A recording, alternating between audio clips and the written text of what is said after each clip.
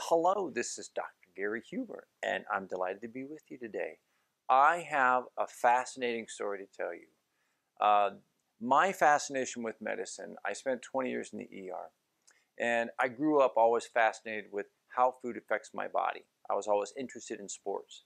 And then I got into emergency medicine and treating people with heart attacks.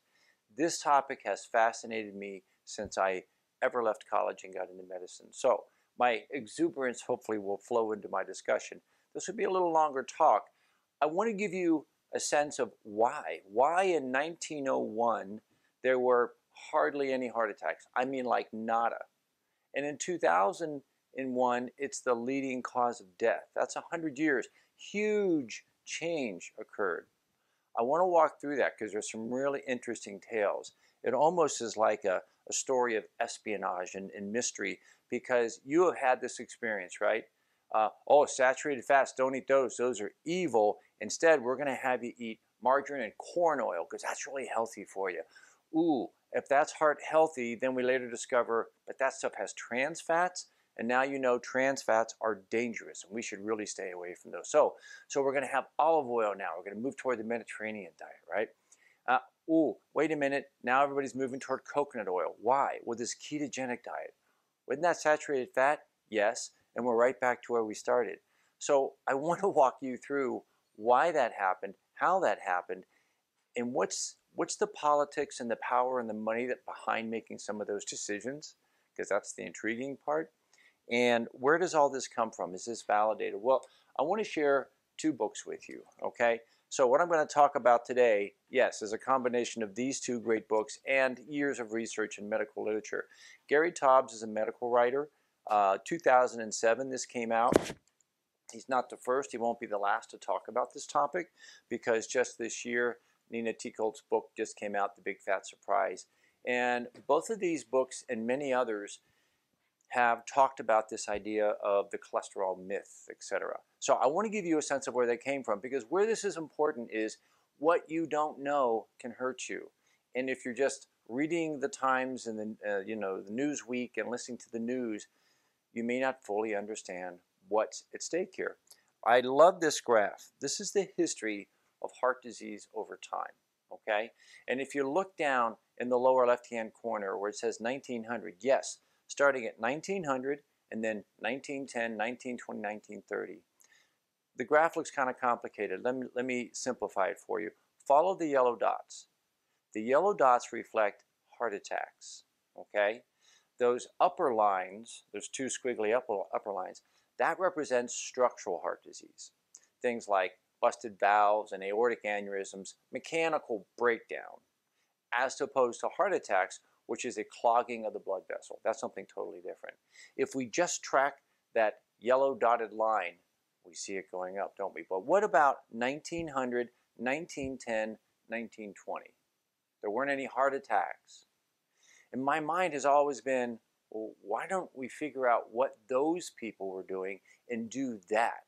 Because they weren't having heart attacks. Well, let me introduce you to your grandfather, right? Your great-great-grandfather, the frontiersmen, 1800s, early 1900s, the settlers, the Indians. These people were eating largely animals. That's largely what they ate. They ate a lot of bison, elk, antelope, deer, turkey, fowl, pheasants, fish. They had a lot of animals. They weren't cultivators. They didn't have giant fields full of grains and corn and wheat. They didn't have it. In fact, European historians, when they have studied the Americans, this is going back to the late 1800s, 1900s, they commented Americans eat a lot of animals, and that's because the U.S. was so abundant. There was wildlife everywhere. And the Europeans commented on how amazing this land was in the U.S. because it was just animals were everywhere, and that's what we ate. So if our forefathers were eating a ton of animals, this is one of their primary foods. This is pemmican. You will never, well, possibly you'll find it somewhere. You'll never get a chance to have this. What pemmican truly was, when I caught a bison or an antelope, they would take the animal, they would take the meat and they would dry the meat in the sun, right? They would take the fat, the very valuable fat, and they would put it in a metal pot over fire and they would melt the fat down. Once the meat was dried, they would pound it into a powder. It's the first protein powder, right? And they would take this protein powder and mix it back into the melted fat and stir it around to make this block of food known as pemmican. It's almost the first Spam, right? It's fat and protein. That's all it is, animal fat and protein. And then this was used in trade. Actually, this is a commodity that settlers and frontiersmen would trade, because it was said a pound of pemmican could keep a hunter, a settler, a frontiersman alive for a day. So this is very valuable. And this is what they were eating, lots of saturated fat, right? But it was grass-fed. It was grass-fed bison, grass-fed deer. And it was said that they valued the fattiest part of the animal. That was the most valuable part. The loin, the stuff that you and I paid top dollar for, the tenderloin, they would throw that to the dogs because they wanted the fattier cuts. They prized the fattier. In fact, if they had a bison or elk that was captured or killed in late summer, oh, that was even better because they were fattened up. Winter kills didn't have as much fat. So fat was highly prized. And so there we go. That's what we were eating. A lot of animal fat, which in the modern age would be a no-no. Lots of saturated fat, another no-no, and yet no heart attacks. We have to remember that. Well, what happened as we go from 1920 to 1930? Do you see just a little bit of a blip there? Something happened there. What was it? Oh yeah, Crisco. 1905, 1910, and heading into 1915, Crisco was invented, it's being marketed, it's being promoted to the American populace. And then as you go onward from there into the 30s and 40s, you see that sharp rise, right? What's happening? Well, the American Heart Association teams up with Procter & Gamble. Procter & Gamble was a manufacturer of Crisco. It came out in about 1911, and we are trying to now take a public who's used to eating beef and animals and saturated fat and say, whoa, whoa, whoa, those things are bad, you should eat this Crisco. It's vegetable oil. We have to prove to the American populace that vegetable oil is better. And notice on this ad, the ad says, doctors recommend Crisco. It's vegetable oil. We're starting to train the American public that this is what you should be eating. And why would we do that? There was a very important partnership that happened. Procter & Gamble went to, which at the time, the American Heart Association had no money. The American Heart Association was just coming into existence, but they had no funding. And so a relationship began where P&G said, well, you know what we have? We have lots of money, and you have lots of authority. And so if you point to us and say Crisco is good, I'll bet you people will eat it. And that's exactly what happened. So this was the initiation of a power block that moved through the 50s, 60s, and 70s and directed our thinking on what was healthy. Because now the American Heart Association had money to do studies. And guess what they were going to study? That's right, vegetable oil. And guess what they were going to find before their study was ever done? They were going to find that it was good for you. Of course they were. They were being paid to find that, all right? So getting back to our little chart, there we are in the 1920s. Crisco is coming into the marketplace. Other oils are coming in. Now we're hydrogenating oils. Margarines are being invented. The EKG comes. So a gentleman in the Netherlands first invented the EKG. And when it came across the ocean to America in 1934, a doctor out of the University of Michigan, Dr. Wilson, perfected this so that it could detect heart attacks and infarcts. This is interesting. His colleagues made fun of him because he had just invented a device, the EKG machine, that could pick up heart attacks, which at the time was a rare disease. And he got ridiculed because he had spent all his time in research on a device that would pick up a disease that was hardly even present. Big whoop, right?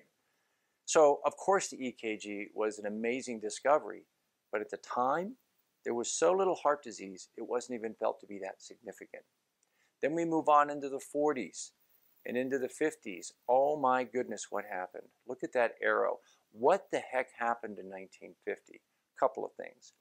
Number one, margarines and things like Mazola and hydrogenated oils had begun to become more present in the marketplace. So we're seeing this progression. But what happened in 1950 is very, very significant. If you ever go read Gary Taub's book, Good Calories, Bad Calories, he gives an awesome storyline of what was going on. Eisenhower's in the White House. The American public has not heard the word heart attack. It's not that common. It's becoming more common, but not like it is to you and I. Eisenhower's in the White House, and he has a heart attack. The American public's going, what's a heart attack?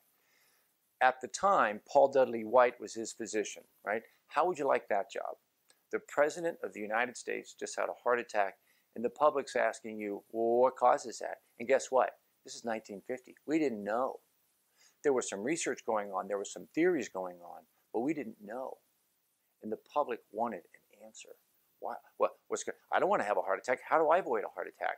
So there was a fury in the media at that time that was fever pitched, and they're all looking at White, and they're all looking for answers. And up steps Ancel Keys. Now, Ancel Keys is not a physician. He's a researcher. But he's a very significant figure in the history of fats, because what he was a very good marketer. He was, by all accounts, a bit of a bully. He was one of those guys that it was said in the literature, would argue a point to the death, right? So this is a guy with a very strong personality, a lot of bravado, and he says it's the diet heart hypothesis. In other words, he's saying it's fats that cause heart disease. All right, anybody can have a theory, now you have to prove it.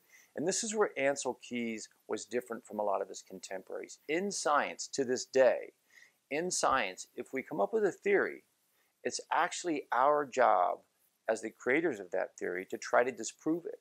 Because if we keep trying to disprove our own theory and we can't, and it keeps being applied as real in every circumstance, then it must be true, right? That's how science works. Well, Ancel Keys didn't have the patience for that. He had an idea. His idea was this simple. There are more calories in a gram of fat than there are in a gram of protein or carb, so eating more fat will make you fat, and that fat will clog up your arteries. That was his theory. No evidence, no proof. The only evidence at the time was some studies done on rabbits. They fed rabbits eggs. Rabbits don't eat eggs. Rabbits don't have frying pans. They're herbivores, right? So you shouldn't feed eggs to rabbits. And when they did, the rabbits got heart disease. That was his proof. Well, that was a bad study, right? You can't take anything from that study as serious because that's the wrong diet for rabbits. Anyway, that was his weak idea. There was other research at the time. There was a gentleman by the name of Pennington who had in 1953 done research and stood on the shoulders of other researchers that showed that obesity and heart disease had much more to do with dietary things like sugar and carbs and starches. And that it was hormones like insulin from what you were eating, not saturated fat. But Ancel Keys was a bigger voice. He was a louder voice. He was a bully. And he and White got along. They met each other and they formed a little bit of a union.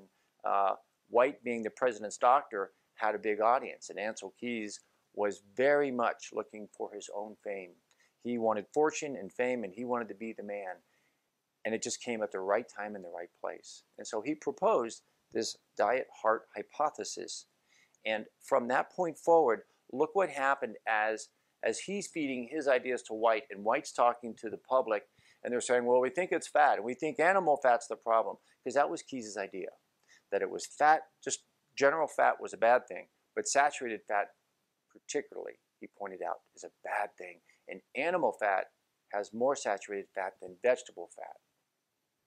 That was the premise for all this. That's as simple as that. So look what happened to U.S. animal fat consumption in 1950. It plummeted.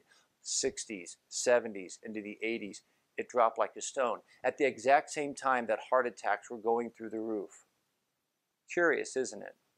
Huge change in diet. We alienated all saturated fats. That is a time in the marketplace when everything became fat-free, right? And what were we supposed to eat instead? Vegetable oil, because vegetable oil doesn't have saturated fat. So we used corn and soy, and we increased carbs, because studies have always shown when you tell somebody eat a low-fat diet, carbs go up. When carbs go up, that's sugar, that's starches. So look at this union that's starting to form, right? You've got the American Heart Association, who is getting paid not just by P&G, but by industry, but I use it as an example. P&G is in no way the only company that was doing this. But they were paying the American Heart Association, and if you look at this slide on the top right, that red circle with the check mark, if you were Kellogg's and you made Frosted Flakes, you could get the American Heart Association seal of approval on your product for a cost, right? So everything was being marketed. We're going to promote that animal fats are bad, that grains and sugars are awesome, and you should eat that. Sound unbelievable? I'm going to give you some more proof. So this is the diet. What do you think? Interesting story, right? I know you need a break from his yammering. So take a break, catch a refreshment, but don't miss part 2. The story gets even thicker. I'll see you there.